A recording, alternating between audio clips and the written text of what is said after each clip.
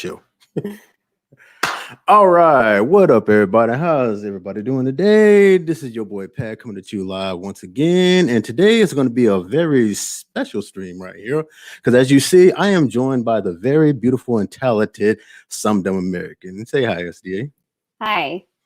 I say, thank you for joining me on this stream right here today. Like I explained to everybody, over this whole entire time, that one of the things I want to do with this channel is I want to bring people on here and I want to talk to them in a different way that I normally would, in interview ways, things like that.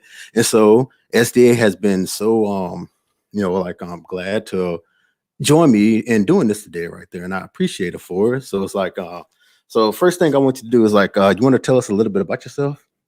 Yeah, sure. I am Some Dumb American, also Teresa J. Martin, so either one. I've been making videos on YouTube for a while. A lot of people probably know me from Lords of the Night, which I used to do with Monkey and Scribe and Satsu, although Satsu replaced me when I left. Because school got really busy. And I am also an author. So I have 4 books out. I have the Rosalie Watson series out with Liz Craft and Jorda. And I also have the Blackwood series out with my co-author, Adeline McMillan. And right now that has... Who's in the chat right now? Yes, she is. That has Blackwood's The Beginning and Blackwood's Blades of Redwater with Blackwood's The Outcast of Asmar coming out this fall. So that is pretty much my life. We're also book cover designers. We do interior formatting. So we are very, very busy people. Oh, yes, as we've been seeing. And also, besides adding the chat, we'll say hello, tall person. Hey, dude, for 77. Glad for y'all all to make it here. And speaking of which, how you was talking about you do YouTube you do YouTube videos right there. That goes to my next question of when did you get into YouTube and what inspired you to make videos? I got into YouTube when I was 18. I think that's when I put out my first video. And God, now I don't know. I don't really remember. I think got back in the day. I think I watched a lot of Sargon, and I think I watched a lot of The Amazing Atheist, and this would have been when I was 16, 17. For context, I'll be 22 or 23 next month. So yeah, it's been a minute. And, we all remember the political climate of 2014 and 2015. Man. So it was 2015 when I put out my first YouTube video. And so that's when I started making them. If you were there back then, you guys remember the American flag and all that. Oh yeah. The good old days. And yeah, I guess my content just kind of evolved as I got into Lords of the Night, and then now with the higher production value videos. But just because school has always kind of not interrupted, but interrupted, the flow of content and how much content I can make. Mm-hmm. There's that. And then also because I was so young when I started, what I'm interested in talking about regarding politics has just shifted. So, at first it was just, I was really annoyed with the feminists. And now I think I'm just, I don't know that I don't know that I just don't get that angry anymore. So what I'm interested in has just changed. I feel you right there, because I've kind of done that with my Your Boy Pat channel, which is one of the reasons why I made other channels like my Psycho Rick channel and this right here, to kind of get away from the politics of what we used to know. Plus, I feel like I've said everything that really needs to be said on my part right there, and I'm kind of repeating myself. So that's why I've jumped into different things and just switched to different channels, because anytime I was on the Your Boy Pat channel, I was basically everybody just wanted to hear my political views, and then the time I tried anything else, it just didn't fly. Yeah. So it kind of felt like that. For sure. And then also, I think on top of that, once I started writing books, my interests really changed. And then even more so, I think being so drenched in politics, it's not healthy for you mentally. because you're just angry and stressed all the time. And so now I watch Philip DeFranco just to see like what's up, Yeah. but I don't really keep up with politics. I let my parents fill me in. I let my friends fill me in when they feel like it. Um, Addie's boyfriend will always tell us what's going on when something crazy happens, but I don't actively follow it anymore, and I'm much happier because I'm not in it. The other thing is that it changes so fast that keeping up with it on the day to day, it's important to be an informed citizen, but I Yeah. don't need to know every time Joe Biden says something. And I'm a much happier and I think healthier person because of it. I know. I try to get that away, but of course, I jump on the Twitter every chance that I get because I just like it. It's like torture to me. So it's like, so I do that, and I see a lot of things, and I point out a lot of opinions, and I've had a few fights on there, but that's just me. So like, all right. So my next question. Well, I think you kind of answered this, but let's see if we can go over it again. Like, so basically, like how you said, you're when you started back then, you was watching a whole lot of Sargon and Amazing Atheists, and you had like opinions about feminism and SJW Hood and all that right there. So it's like, what is your opinion right now compared to like back then? So, like have they changed or they shifted, or is it kind of like in the balance? So I would say that my core political values probably haven't changed. But I would say that I think my attitudes have. And I think that's just because when I started YouTube, I was 18 and now I'm about to turn 23. So I think if you don't grow up a little bit, something's wrong. Mm-hmm. But I think when it comes to, let's say LGBT issues, I'm definitely like more tolerant. Like when Shuan had made a video about being more accepting of non-binary people, I made a video saying that that was dumb, but now I agree with her video. So I unlisted mine just because I was like, yeah, that was a dumb take. But I remember seeing that. yeah, because I it is, and like however I feel about, like I just don't care enough to be angry about it anymore. I just generally, I think, want people to be happy and feel accepted. So like if they want me to call them they, then like fuck it. Mm. And so I'm more on that end, but like core politically, nothing's really changed. So All right, yeah, I understand that right there. I So think it's I've like just mellowed with age. okay, so yeah, another thing with how you mentioned like like you're 23 now, and when you started, you was like like 14 up in your like mid teens and things like that. And over the years, like as we've seen you, like when I got to know you on the Lords of the Nights, like we've seen like this drastic change in you and stuff like that, not just mentally but also physically as well. As you see, I'll put down like a little tweet right there talking about like which one of these SDAs that you like more and things like that. We've seen like like the minute change. We've seen the brunette SDA, which brunette is your natural color, right? Yes, it is. All right, so it's like we've seen the brunette SDA, we've seen the blonde that we see right now, the beautiful blonde as we see, and we've seen the redhead. So it's like you've been all three. You've been blonde, brunette, and redhead. So if I can bring this up right quick, like let's see, up on Twitter, if you don't mind me sharing this right here. So it's crap, where'd I put it at? I hate when my stuff skips like that. That's my Twitter for you. So it's like well, that's what you put right there. We're going to get to that. So I put up like this little thing right here. So which SDA do you like the most? Like the blonde, the brunette, and the redhead. And it shows like these pictures right here that I personally picked because these are the ones I like. This is like your natural look. We got the redhead right there and we got the blonde. And also, as I took like a poll, and as you can see, it's a tie between the blonde and the brunette, which that's a first on my part right there. It's like I guess a lot of people didn't like the redhead because I guess like compared to like the rest of them, you can tell like this is like a like a dye job and things like that.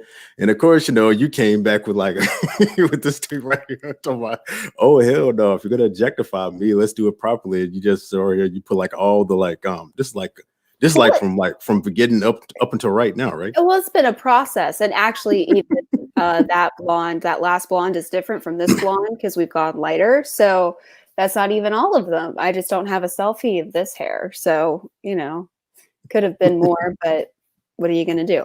But the thing is, I think I change my hair every year, and Mhm.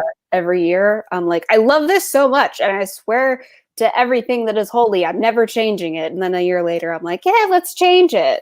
Yeah, just like going through the changes, like, okay, this is, this has been all good right there, but let's see how we look on this and that. Well, Yeah, so far, like I said, you went through all the natural colors and things like that. You haven't went full, like I'm saying, okay, let's do purple, let's do green, let's do blue. It's like, do so you plan on actually, doing that? I have done purple. I've done pink. I just didn't include those. But those colors have been in my hair. So, So we're probably gonna see like rainbow hair at SDA one day soon. you know what? It's definitely possible. Oh, that's my tablet going off. So yeah, it's All definitely right. possible. Well, that's what we've seen so far. Is like every hair color that you've worn so far has been great and stuff like that. And you wear it very beautiful. So it's like all right. So going to my next question right here, which is we're going to like, as everybody knows, if you don't know, like SDA, along with Addie and things like that, she's a writer. Actually, I'm saying, and she's already a published author of many books out there, as you can see, like in the links, and as I got right here, I got like two books right here on my thing. This is like the paperback version of Listcraft right here, the Rosalie Watson series, which, as you can see, I have kind of like worn this out when I first got it because I have read this so many times. And plus, I'm just rough with books, things like that. And also, we have Yorda right here, like which is like the second one coming out, and there's going to be a third one coming out. Like what's it called? It's called Elder. It'll be coming out about a little over a year from now. So I know, which I'm patiently waiting on. When I heard that, I'm like, oh, really? We gotta wait. But I wait. Oh, because I'm saying because it's been so good, and as well as the Blackwood series, as you'll see like in the description below. Not only does she have like it in like what it's in paperback and it's like in a hardcover, but it's also an audio. Or yes. it's one of them.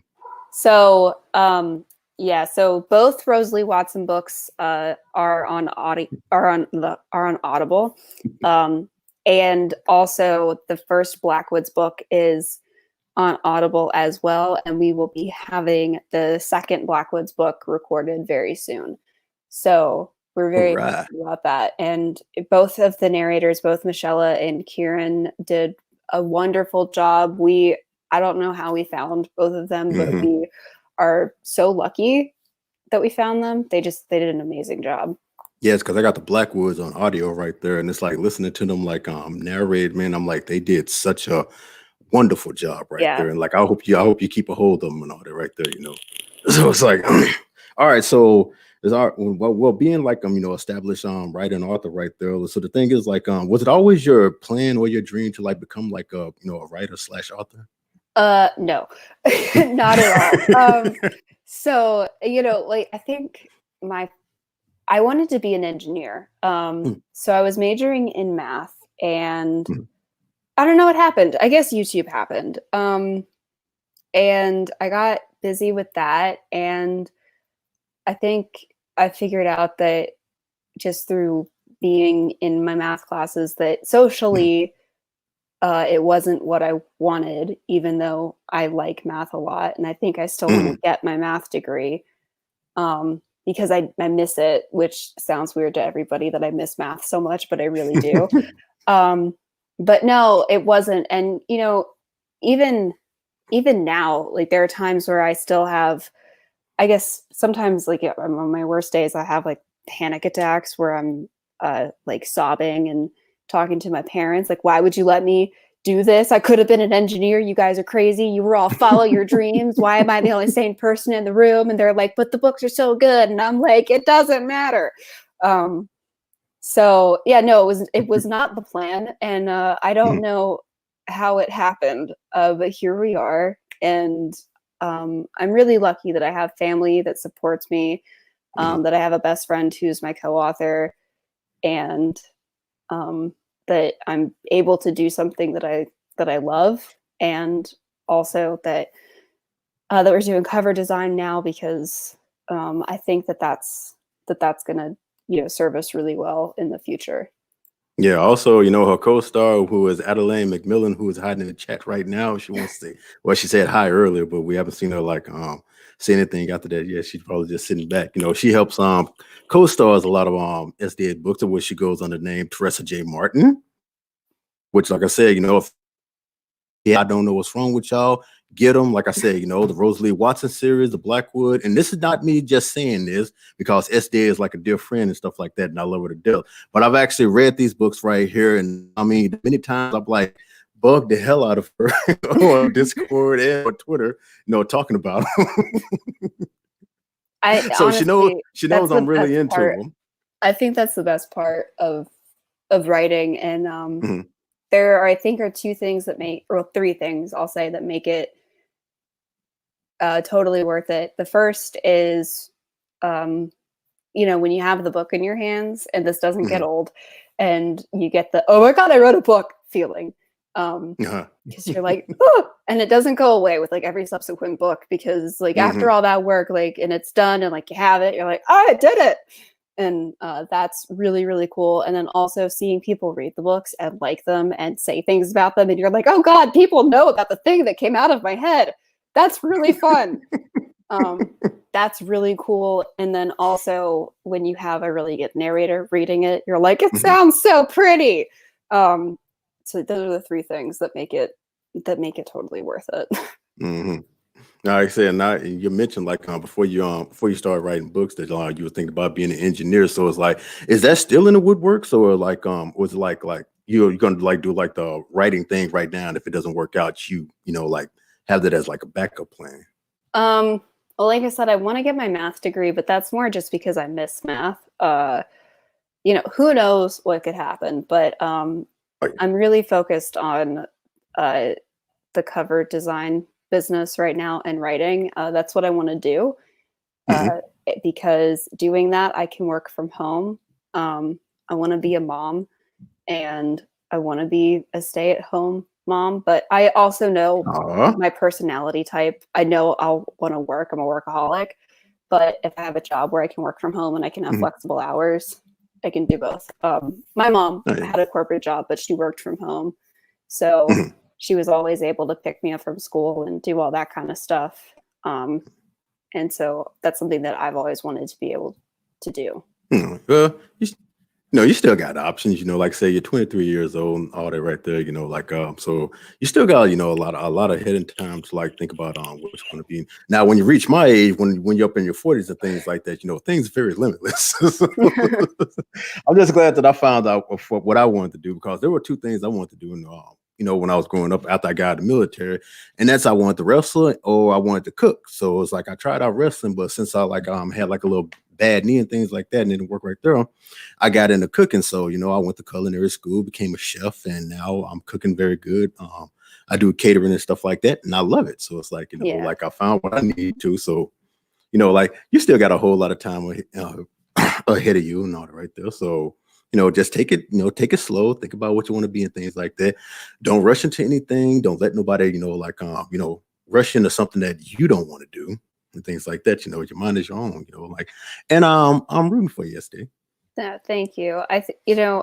I the reason why I went for writing was Mhm. because um, I knew it was something that I really wanted to do, and a lot of authors, they go for a day job and then they know that they want to do it, but by the time they're 35, Mhm. it's something that they still want to do, and then they're arguing with their day job, and they have a lot of years that they wish they had done it earlier, and so I just decided this is something I want to do, so I'm just gonna do it. I'm gonna do it now.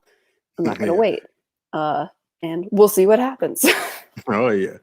And going into our next question, look who's in the chat right here. Monkey, what's Hi, going on monkey. now?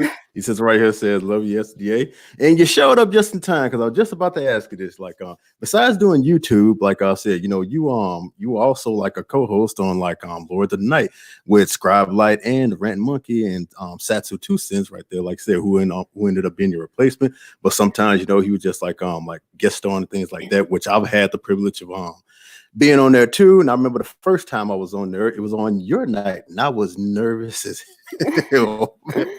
I'm like, man, it's like, they had me on because they love my videos. Now I'm just right here. I'm on my live stream first right there. And I'm just like, okay, whatever you do, Pat, don't say nothing stupid. Don't nothing. And I was just like nervous. I was kind of glad when Hunter came on and kind of like broke the ice and it enabled me to like loosen up a little bit.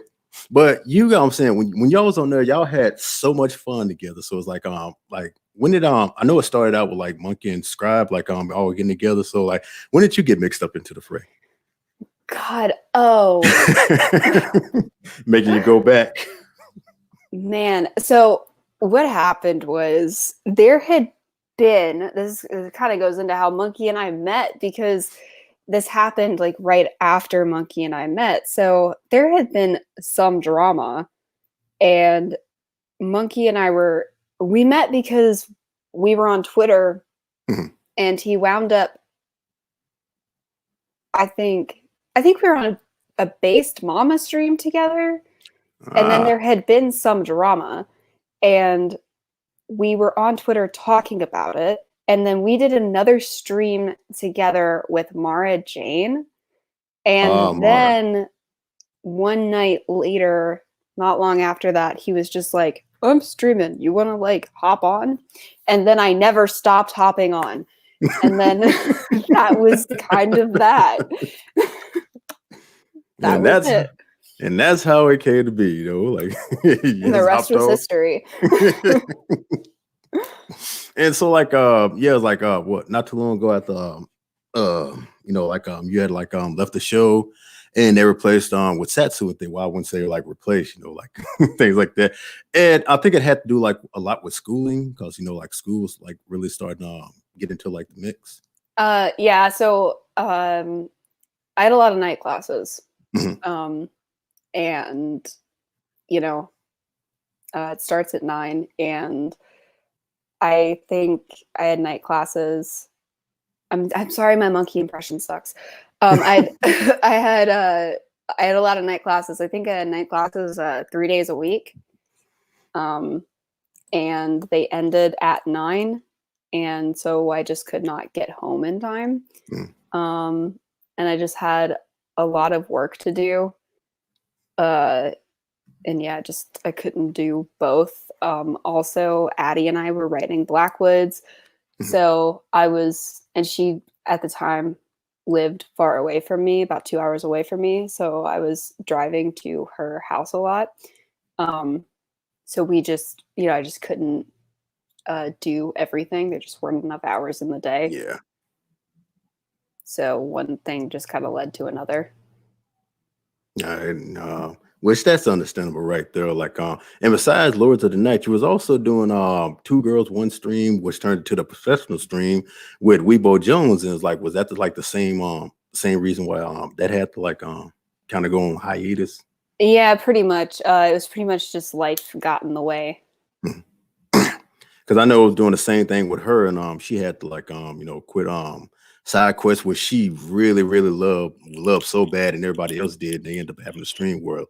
They were like all in tears, and that was heartbreaking. So it's like it's really understandable. Like when you're doing something that you love, but you have to stop doing it because life gets in the way, and you're like, you got to make choices. So yeah. Oh man. All right, so okay, so next question is going like we're going back to like Teresa J. Martin with your writing and things like that. So it's like what is your inspiration and what is your favorite genre of reading? So I guess I'll start with favorite genres. I read a lot of urban fantasy, I guess is my favorite genre. I really love the Mercy Thompson series, which is urban fantasy. But my favorite books, ironically enough, because typically I don't really like this genre, is the Red Queen's War series by Mark Lawrence. And then also the the prequel series to that, which is the Broken Empire series. I love those books so much, and it's kind of like I found this on the web. Sorry. I know, like I had to turn down the volume on a whole lot of my stuff because I have like on my phone, when my notification goes off, I got like the Captain Caveman notification. So it's like if I forget about it, all of a sudden you hear Captain Caveman. It's very, very loud. Anyway, and that is a high fantasy mixed with the sci-fi series, both genres that I don't typically like. So there's that. And if I don't feel like getting emotional about something, I will read trashy romance novels because it's fun. Just because it's a way to like click your brain off. But inspiration for writing, probably, I mean, I guess I pull a lot of stuff from real life. I guess a lot of authors do. Because, I mean, the best way to get something authentic is to pull from your own life experiences. Some of like the most emotional scenes in both Livescraft and Yorta, like they're not based on anything, but without experiencing some of the stuff I've experienced, they, I wouldn't have been able to write them. So yeah, I mean, that's kind of how it all works. So all right, nice. So, oh yeah, Mitch is also asking, like in the chat, like notification, like said, did that say don't piss in the bed? No, it said I couldn't find anything on the internet. Leave it up to Mitch. Okay, Larry. And yes, Monkey's right. Monkey is my primary inspiration. Oh yeah, Monkey's a whole lot of inspiration for a lot of us and things like that. Like yeah, him as well as a lot of people, like got me into live streaming. It's like I wanted to do it, I just had to wait till I got like the time and the equipment right here. So like moving on to our next question right here. So I think you answered like a little bit of this earlier, which is Teresa J. Martin something that you plan on pursuing more in life? And if so, like what would you do if you reach like that top-notch best-selling level? Like if you reach like Stephen King or J.K. Rowling level and things like that, like what would you do? Oh my God. Like, first of all, live in the dream. Yeah, I want to pursue it. This is what I want to do. So like I said, right now, we're pursuing cover design, interior formatting, and all that kind of stuff as well. But also writing. And that's primarily what I want to do. I love it. If I got to that level, Addie and I talk about this a lot. I would love a personal assistant. Oh my God. My life would be so much easier. Well, and it's just because I have so much to do in the day, and it's a lot of businesses that you're running at the same time. And so I would love a personal assistant. Yeah, be like, Sandra, take my calls. Yeah, I would really love a personal assistant. I want to give them lots of vacation time, and I want to treat them like royalty so that they feel like it's worth it. That would be the first thing I would do. I want a Tesla so bad. So, I also a mansion with like a guest house for my parents, like all kinds of things. Yeah, I'll buy Monkey a house with good internet. Like, yeah, get them out of there. I'm saying that crappy part of Michigan, like in the good, internet neighborhood. But it's like, fingers crossed, that you and Addie both make it there, Yeah, because that would be nice. All of a sudden, like seeing like by best-selling author, like Teresa J. Martin, and like, oh my God, she made it. Yeah, like I did it. Just don't forget about us. We're helping you get there. We're doing everything we can. We're rooting for you to get there. Like, yes, let's make SDA famous. Hashtag make Addie and SDA famous. Well, look, we can't do that without you guys. And we can't do it without people who read the books, who love the books.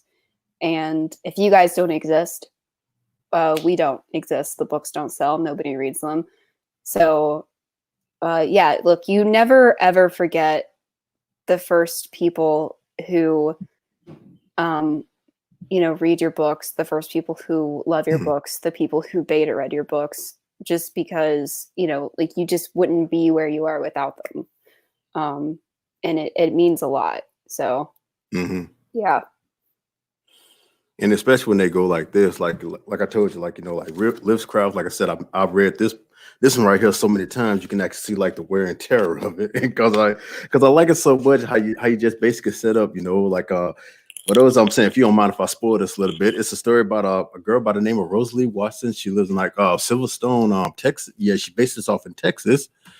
And she like Rosalie has like like great powers where that she really hasn't really like tapped into until she like meets a lot of people up in up in the future and things like that, which she already knows one in Ryder, which Ryder's just like my boy, man. Like in the whole entire thing, it's like, oh man, I'm just rooting for Ryder in like a whole lot of things because he's so freaking cool in this book, man. Not only is he cool, but it's like he is so protective of Rosalie because he doesn't want to like jumping in head first, like a lot of things that I've saw, like because she wants to learn so much about like her powers and things like that that once she hears like anything about it, she wants to take on it head on. And Ryder's like kind of like, all right, hold on, Rosie, you're going like a little too far, like like. But she's just like, oh, but I want to know. And he's trying his best. But when Jackson comes into like the fray and things like that, that's when it kind of like, like, yeah, I'm jumping in this head first because I really want to, tap into this. And, like from a Jackson and Simon and to Savannah and things like that, it just gets so really up into there, man. It's like, and like I told you, I don't want to spoil the book as much because there may be people in the chat who haven't read this. And if you haven't, I don't know what's wrong with you because this book has been out for like a couple of years and you should have already got it. Not only that, but Yorda, man, it's like, and Yorda, you already know what I love about Yorda. As soon as I was coming out, the first thing that KLC was saying, like, Pat, you're gonna love chapter 3. I'm like, what's chapter 3? Like, I'm not gonna say nothing. You're gonna love it right there. So I went to chapter 3 and right there, and I'm like, I love you, SD. I so love you. I said, you wrote that chapter for me because you knew. There are a lot of moments, especially in Yorda. There are a lot of chapters. I think it's like chapter 3, chapter 10. I think it's chapter 15, chapter 17, I want to say. There are a lot of moments. Chapter 5 in Yorda as well is crazy. There are a lot of crazy stories. Liv's Craft is crazy. Yes. Yorda's crazier. And I could just imagine what's it called, like Elder. Yeah, I could just imagine. Oh, you guys are not ready. You guys aren't ready. Oh, we ain't ready for it, huh? No. Oh, I'm so getting ready for it. Yeah, like, you're like, give it to me. Bring it to me. I'm just so mentally ready. prepare because you're not ready for what happens in that book. What? And honestly, that was the challenge with all 3 was because after I wrote Liv's Craft, I mean, Liv's Craft is, if I could describe it in a way, it would just be like, it starts off as, hi, welcome, this is the book, and here is like where the bathrooms are, and dinner is at 5 if you need me. I'll be in like the living room, and then like it like just flies off a cliff. And because of how intense the ending is, when I got to writing Yorda, I was like, well, shit. I went so hard with that ending. Now I don't know what to do. And so I was like, okay, well, we got to, it has to be better. Like, it has to be a good sequel. It can't be like a middle dip book. It has to be good. And so that was like my main concern, was it being like, a boring middle book. Yeah. And I think I did a good job with it. And then I got to Elder and I was like, oh, fuck. Be like, how am I going to top this one? Yeah, I was like, well, because that's like always your main concern, right? With a series is like, it has to keep getting better. And then, like Yorda's just so intense that I was like, oh, God damn it. Yeah. Because I mean, we saw a side of Rosa that we just like, as soon as I'm reading it right here, and I'm like, God damn, she is messing people up. Like, but then again, like, like spoiler if you haven't already read this book right here, like Rosie brother, like gets killed and stuff like that, and it pisses her off so damn bad that, man, she messed this one entire girl up that I'm like, God damn. I'm like, even her friends were like, shoot, I gotta get away from you. Yeah, and yeah, I mean, the ending of that's more intense than the ending of the first one, and now I'm just like, motherfucker, what have I done? But we figured it out. It's all good. It's just a matter of working it out, and just making sure that all the books are, that it all makes sense, and that all the books that each book is better than the last, and also not doing things like just for the sake of that, but yeah. And besides just like the Rosalie Watson books, like Blackwoods, man, it just takes you on a quest, man, because of all the many different people on there, and the many different like classes, and like the country that they're from, which like you and Scribe Lad, I don't know if y'all was doing this, that was supposed to be like inventing like an actual country called what, Yeet. So Scribe, because on the Blackwoods, Blackwoods, the Blades of Redwater release stream, we said yeet so many times, everybody was like, you have to put it in the book. And so what we did was we invented the legend of the Yeet monster, which takes place long before the story starts and before anything important happens. So it doesn't affect the canon, but it's canon now. And Scribe wrote us like a little history of Yeets and how the Yeets went extinct, the Yeet monsters went extinct. So it's just a fun thing, because you guys loved it so much. And we were like, yeah, let's do it. It's fun. And like I said, it's set before all the things, so it doesn't affect anything, but it's doesn't break canon or anything like that. But you guys loved it and we loved it, so why not? Yeah, well, and with the way Scribe can describe things, it's kind of hard to say that in the same sentence. Oh, he wrote us a real historical document, and I can't wait for you guys to see that. When The Outcast of Asmar comes out, we're gonna go through that with you guys on that release stream, and that's gonna be really fun. Oh yeah, I can't wait. And like and thank you, Irene, Prostate, for this right here, saying that I'm doing a great job on the interview right there. Thank you very much. I'm learning from watching you a whole lot right there. Okay, so moving on to like our next question right here. Like, we're still on books right here. So tell us about book club. You have on your Teresa J. Martin channel, like like you have this thing going on called book club right there. So you want to explain the details into that? Yeah, so if you guys have been watching me for a while, you know that I'm best friends with Mara Jane. And we have been doing book club together, book club with Bay together for, years at this point. We've been doing book club since before I went to see her in Australia. Like that's how long we've been doing book club. So I was brunette the first time we did book club. So what we do for book club is we read a book and then we talk about it, which we talk about like everything that happens in the book. And it's just a really fun, chill stream. And we moved it over to the Teresa J. Martin channel just because that's like dedicated to writing. So it seemed like the thing to do. And what happened was we were reading the House of Night series, which is a series that Addie and I actually read in middle and high school. And so Addie heard that we were doing that, and she was like, I know this is like a you and Bay thing, but can I? And we were like, yeah, sure. Can I be included? Yeah, so Addie came on for a House of Night stream, and then it just turned into a thing. She stayed on, and then she was like, can I keep doing this? And so now Addie does Bad Book Week with us, and then we do Good Book Week, and we alternate. And I actually have on my website on teresajmartin.com, I have a book club section where you can keep up with like what books we're doing next. I put the dates of the streams up just because it it changes sometimes. We don't have like set stream days, so it's a very chill system.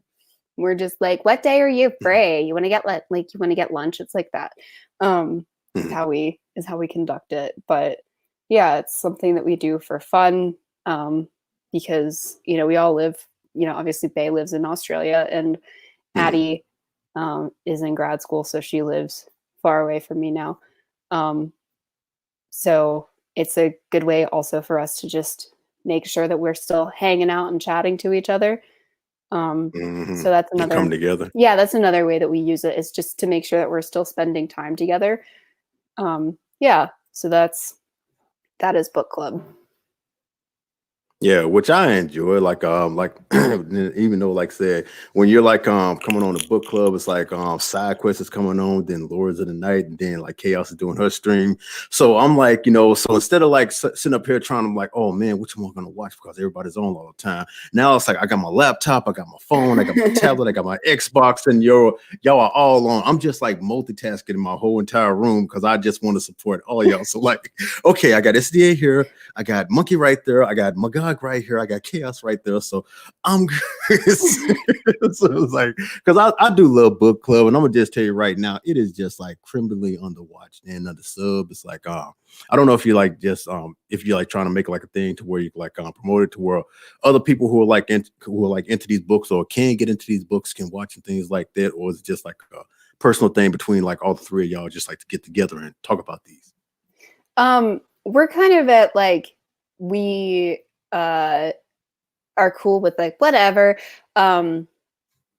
because if people want to watch it and want to get involved, like awesome, we would love to have people in chat and people chatting to us, but if nothing happens with it, we'll still do it. So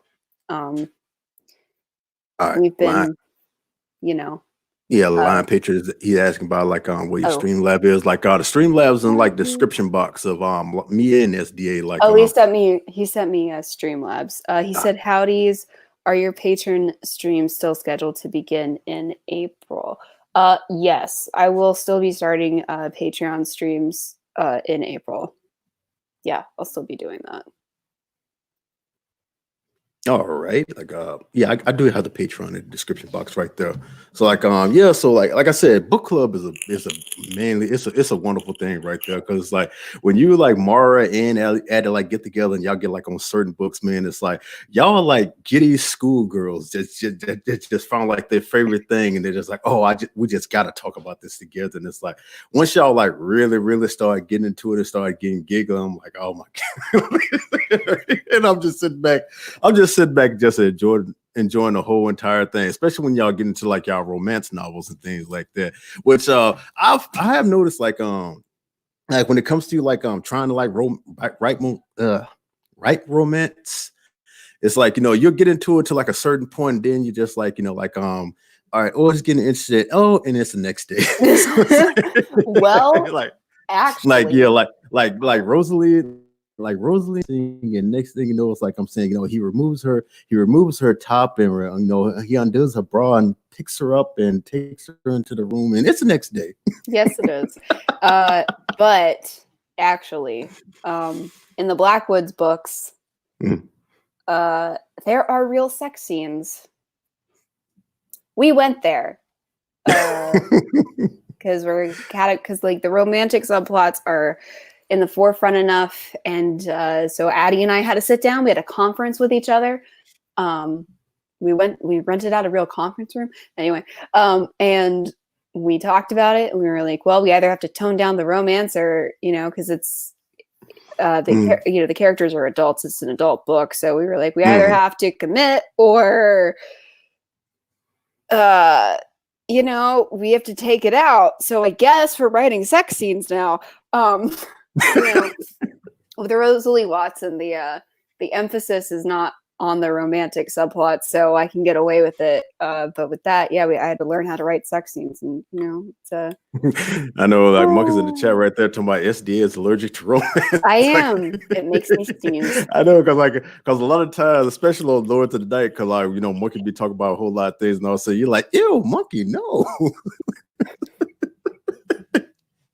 So it's like, is it like hard for you to like write romance, or is it just something that you're like, oh my god, I don't, like if I write this and things like that, like what are people going to be thinking, like, oh, what's going through your mind right there? So it's like something like that. Well, for one thing, Addie and I to write sex scenes, Addie and I need alcohol, because it's horrible. And I think it is, because like I said, writing, you're always pulling from personal experience, and so it's just weird because even if it's not something you would do, you're just like, what? Ugh, it's weird. There she goes. There's that SDA we know. It's bizarre. And yeah, it's just one of those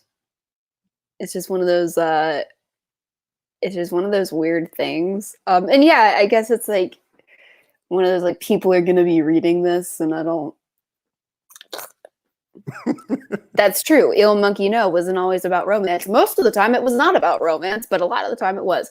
And also, I don't hate Valentine's Day, actually.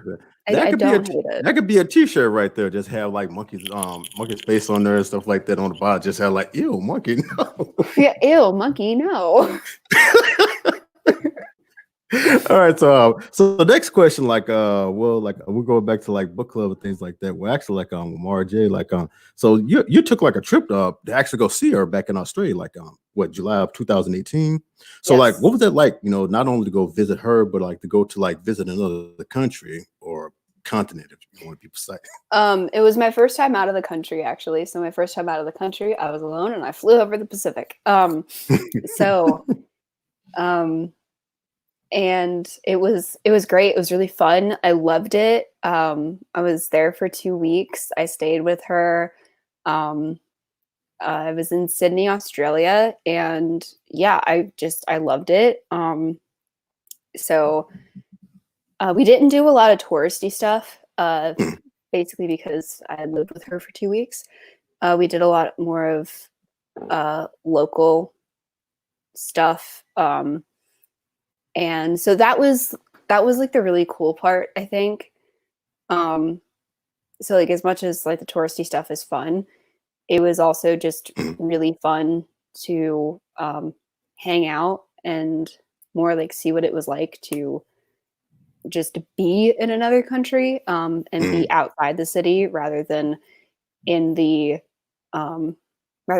city. So I didn't actually like meet or see like any other like Americans or anything for like a solid 2 weeks. Whereas if you're in the United States, or if you're in Sydney, you do. So yeah, so that was really interesting. And it was a lot of fun. Yeah, because I know like you still like you like took like a little video like library, and I think it's like on your channel, like some of the American channel, I think it's Yeah. where you and Mara were together, and she got you to try like certain things. Yeah, she got me like try foods, and yeah. Because I know she had you try like this type of candy, and you just like ate it and you're just like, oh my god, what is this? Yeah, no, I was not having any of that. But overall, actually, their food is so much better than our food, because their version of the FDA is stricter than ours is. So their food, less fried stuff. well, it's just like the way that it's made, and like the quality is better. So their food is amazing. And yeah, so we've been talking about planning another trip soon. And yeah, the second that I have enough money saved up to do that, we're definitely going to do that, just because I'd love to go back and see her again. All right, because that just led to my next question. Like, do you plan to travel more? Yes. I would love to go back to Oz, and I'd love to travel more. All right. Yeah, there are plenty of other places that are on my bucket list to go, especially being a history major. I know, same here, because now that my kids are growing up and they're teenagers and things like that, and they're hardly dependable on dad financially, I can finally save up money, because the only time I've ever been out of the United States is when I was in the military, and I had to go over there to Iraq because fight for the country and things like that. God bless America. So it's like that's the only time I've ever been out of the country. But it's like I love to like take a trip and things like that. My ultimate bucket list is like going to Jamaica. If I can make it there and things in a couple other places, I could die a happy man. So hopefully that's into the bag, very Yeah. soon. Okay, so like all right, my next question is like so like all right, who's your favorite idol? Like if you have one. Like your favorite person, like somebody who you look up to and like I like this person, whether it's an actor, like actress or anybody close to you that you could think of. Oh, that's hard. I don't know that I have one. Yeah, I don't know that I idolize people. I think I've read too many stories about people meeting their idols. Mm. And I think that's kept me from having an idol. Like all the stories about people meeting their idols and their idols aren't who they thought they were. So I think that's kept me from having an idol.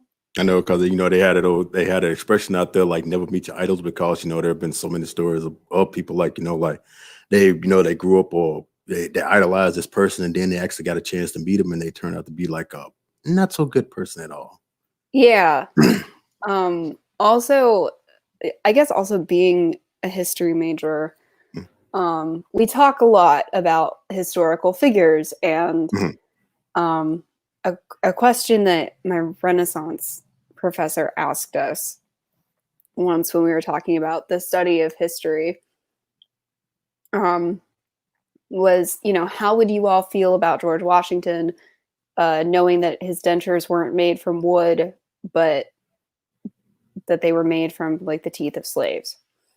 And we were all like, that makes more sense because wood would wood can't be wet. And he was like, oh, really? We were like, we are fourth year. We're seniors. We've been in history classes too long. We talk about impalement a lot. We're not horrified by things. And it's just because, it's all about perspective, right? Back in the day, they had slaves and they did the bad stuff. And then also George Washington also did the good stuff. And being upset about the things that have already happened doesn't make sense. So fuck it. And that's how we were taught to view things. So I think that's how I view things. And, we were also taught as history majors to not idolize people, but also, to just keep everything in context. So I think that's why I don't really idolize anybody. Yeah. But do you have like a favorite person in particular, like a favorite actress or like a favorite author, Well, my favorite author is definitely Mark Lawrence. I think he's really cool. I'm very close to my parents. Addie and Mara are my best friends. So I have a lot of people that I'm very close to. I'm very close to my extended family as well. So there are a ton of people that I'm close to and that I love, and that I guess like the adults in my family have always supported me and I've always like looked up to them. But yeah, I don't know that I can say that like I idolize anybody. Yeah. So have you ever met Mark Lawrence? No, he has tweeted me. He's retweeted me though. Yeah. So all right. So we can work with that. That just jumps to my next question right there. So like, if you ever had a chance to meet Mark Lawrence right here, like in the near future, like what would you do? I don't know. Because again, it's one of those things. Like, do I want to meet my favorite author? I don't know. I don't know. You know what? I don't know that I would. I feel you right there because me, it's like I'm a big Mariah Carey fan. Like I love her music and things like that. But I also know she can be a full-fledged diva, and you never know when that's gonna pop out. Like 2 or 3 years ago when she performed at the the New Year's. The Dick Clark New Year's thing and stuff like that, man, she went out there and she was totally high. I mean, she was high in the kite to the fact where, man, she couldn't even remember her own songs. And she has sung this song over 20 years, for 20 years now and things like that. And she was out there trying to sing, forgetting the song, just standing around, just looking like, oh, and basically trying to blame everybody. And I saw the whole entire thing and I'm just like, oh, Jesus Christ. And plus, I've seen her in a whole lot of other situations where she is just like yeah, she's not a very good person, but it's like she sings real good and things like that, and that's what I love about her with all her music. But I would be afraid to meet her too because I hate for that to be like, like, oh my God, I get to meet Mariah Carey and stuff like that, and going in like, oh, can I have your autograph and stuff like that, and she just turns to this like hateful ass biatch. Yeah. I mean, like I've met like for my favorite bands and stuff, I've actually met everybody from like all my favorite bands when I was younger, and I did like a lot of concerts and stuff. Or I went to a lot of concerts, but as like I just love those books so much that I'm like I don't want them demystified. So I think we'll just Mhm. leave it there. I think I'd like Patricia Briggs, does the author, she's the author of the Mercy Thompson series. I think I'd be okay with meeting her because I'm not so attached to those books. But yeah, Mark Lawrence, I don't think I'd want to meet him in person. I think I'd be scared. Be like, I don't want to ruin it. Yeah, so besides like people being like, like either be afraid to meet their favorite people and things like that, or they wouldn't want to meet them because they wouldn't want to like ruin that that image that they got in their head. Like, what do you think like the biggest mistake that like a lot of people make when meeting their actual idols or their favorite people? I don't want to say that being nervous is a mistake because it's completely understandable. Mhm. Like of course you're nervous. People get nervous going to the dentist as well, and that's completely understandable too. So I don't want to say that that's a mistake. I guess if you're like a really creepy person, that's a mistake. Oh yeah. But Because that's like uh, one of the things that a lot of popular people really have to look out for and all that right there. Because though they want to be friendly and though they want to greet their fans and things like that, they know there are a whole lot of obsessed people out there, and we've seen a lot of stories of of obsessed stalkers and all that right there, and how they've actually got close to the person to that where they've actually done harm to them, and it's yeah, like so they have to keep that in mind and things like that. So you think that's like one of the things that they be keeping in their head when they like meet people and things like that. yeah, I think it's always something that's in the back of your mind. Mm. I think it's also, one of the things that you're also keeping in mind, like when you're engaging with people, because you want to like interact with people, but you're also just keeping in mind like what you say, just to try to keep it, which sucks, but you're like trying to keep a distance and like not Yeah. be weird so that people aren't like weird, but all that kind of stuff. Oh yeah, I definitely understand right there. So it's like so besides that, like oh man, we've actually come to like all the end of my questions and we got like about 3 more minutes left. So it's like if we can try to find something to talk about at least to it, we can hit like that hour point. Like damn, what else can we talk about? Things like that that everybody doesn't know. Like everybody in the chat that's all came in, Lion Patriot, you know, Summers Darby, check your logic. I'm saying we had Monkey up in here. Well, I'm saying also Addie, I think she's still hiding there somewhere. She just hasn't like she hasn't like answered. So it's like all right, so like yeah, so like besides Livescraft and Yorter not Yorter and Blackwoods and all that right there is like, are there any more like books like y'all plan in the future like any more like new titles? So Addie and I do have some plans, either post Blackwoods or possibly in the middle of this, not related to Blackwoods, but we might release it or write it and release it while we're still doing Blackwoods once Elder is out. But solo, I actually don't have any plans for after Elder's over yet. Not because I don't plan on writing any more solo books. Mm-hmm. I just nothing's hit me yet. And uh, that was bothering me. But I've just kind of decided to roll with it.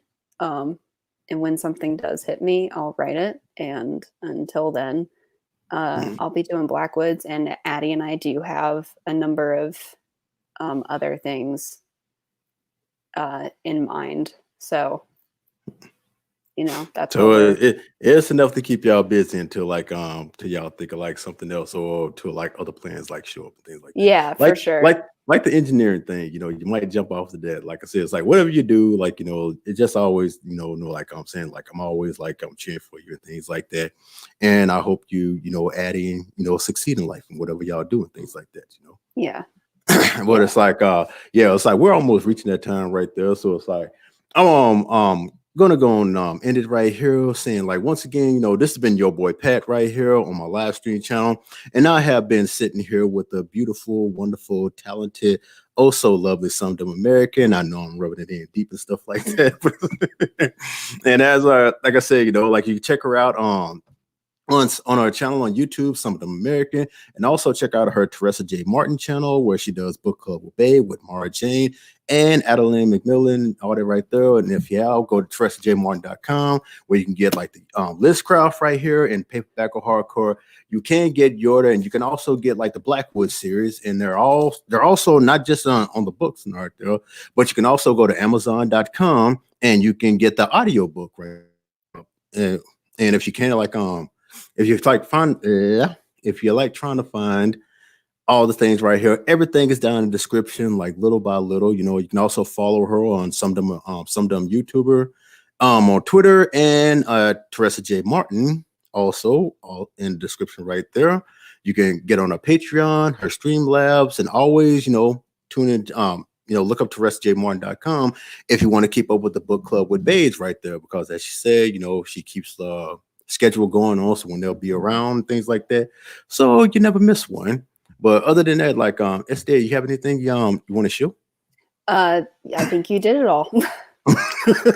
It's a lot, but I took it all away from you. So it's like thank y'all for like tuning in once again. I've had so much fun with this. Like, thank you for helping me out with this, because this is something I want to do, and I think I did an all right job. What do you think? I think you did great, and thank you so much for having me on. Oh yeah, I love you so much, man. Like I also like get in, and if you get a chance, I think like at 5 o'clock Central Time, like Irate Prostate is going to be doing like a live stream. He does like his every week like ice cream interviews. I forgot who he's gonna be interviewing this go round. So it's like get ready to check him out, but also around like I think like 8 p.m. like my time, Central Time. Weebo Jones and Polydub are going to be doing cocktail hours. So make sure that you check all those out right there. And you'll see me like sometimes I'll be doing like random shows and things like that. But I know come this Thursday, I'm going to be doing like another movie review of the movie Adulterers. Like, have you ever seen that? I have not. It's a really great movie. If you want to check it out, I found it on YouTube. It used to be on Netflix, but they took it off of there. But it's like I'm going to be doing that right there. But to make a long story short, it's like thank you everybody for coming out. Check Your Logic and everybody all in the stream right there for coming out, hanging out with us in this wonderful interview right there. And until we meet again, this is your boy Pat along with some dumb Americans saying good morning, good evening, and good night. We out. Bye, guys.